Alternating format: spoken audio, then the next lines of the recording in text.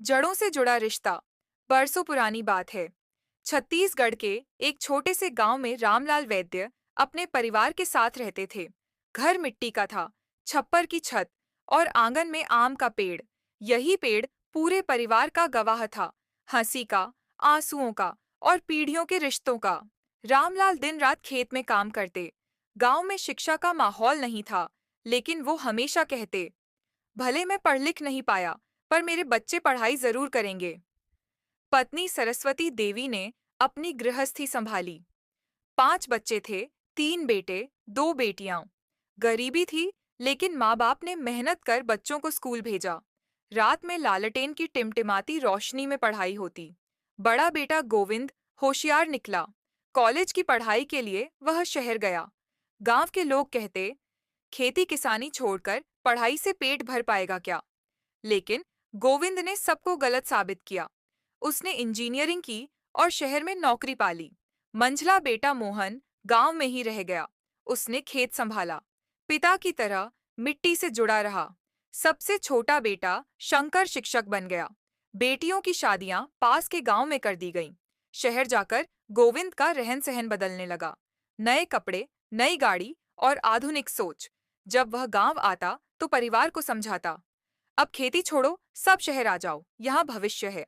लेकिन मोहन का कहना था, शहर की चकाचौंध में सब मिट्टी का सुख भूल जाते हैं। गांव की जमीन ही हमारी असली पहचान है। धीरे धीरे दोनों भाइयों के बीच विचारों का फर्क बढ़ने लगा। गोविंद का बेटा राहुल पूरी तरह शहर में पला बढ़ा। उसे गांव के बारे में कुछ खास जानकारी नहीं थी। मोहन का बेटा सूरज खेतों में काम करता, पर पढ़ाई में भी अच्छा था। एक बार गर्मियों की छुट्टियों में राहुल गांव आया। सूरज ने उसे खेत दिखाया। यह वही जमीन है जहां से हमारे दादाजी ने परिवार पाला। देखो, आम का पेड़ अब भी फल दे रहा है। राहुल ने हंसकर कहा, भाई, ये सब पुरानी बातें हैं। अब तो जिंदगी मोबाइल और नौकरी से चलती है। सूरज को बुरा लगा। उसे लगा जैसे गांव की मिट्टी और मेहनत का कोई महत्व ही नहीं। समय बीता। अचानक गोविंद की नौकरी चली गई। शहर में मकान का लोन और बच्चों की फीस का बोझ बढ़ गया। वहीं दूसरी तरफ गांव में बारिश अच्छी हुई और मोहन की खेती से अच्छा मुनाफा हुआ। गोविंद पहली बार समझा कि जमीन और जड़ें कभी धोखा नहीं देती। उसने भाई मोहन से मदद मांगी। मोहन ने बिना सोचे समझे कहा, भाई, ये जमीन तुम्हारी भी है। जैसा चाहे वैसा करो। परिवार में बांटने जैसा कुछ नहीं। उस रात पूरे परिवार ने आम के पेड़ के नीचे बैठकर बातें कीं।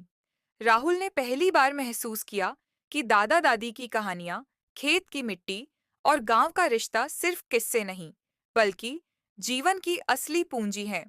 राहुल ने सूरज से कहा, भाई, मैंने अब तक गांव को नजरअंदाज किया, पर अब मैं भी खेती सीखना चाहता हूँ। शायद यहीं से असली खुशी मिले। सूरज मुस्कुराया, खुशी खेत में भी है और किताब में भी। बस दोनों को साथ लेकर चलना चाहिए।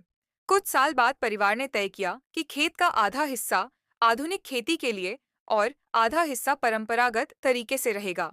राहुल ने इंटरनेट से जुड़कर नई तकनीक अपनाई। सूरज ने मेहनत और अनुभव लगाया। दोनों मिलकर जैविक खेती करने लगे। गांव के लोग कहते, देखो, जब परिवार साथ हो तो संघर्ष भी ताकत बन जाता है। कहानी की सीख, परिवार की जड़ें कभी न भूलें। शहर और गांव दोनों का संतुलन जरूरी है। असली ताकत मिलजुल कर चलने में है, न कि बंटने में।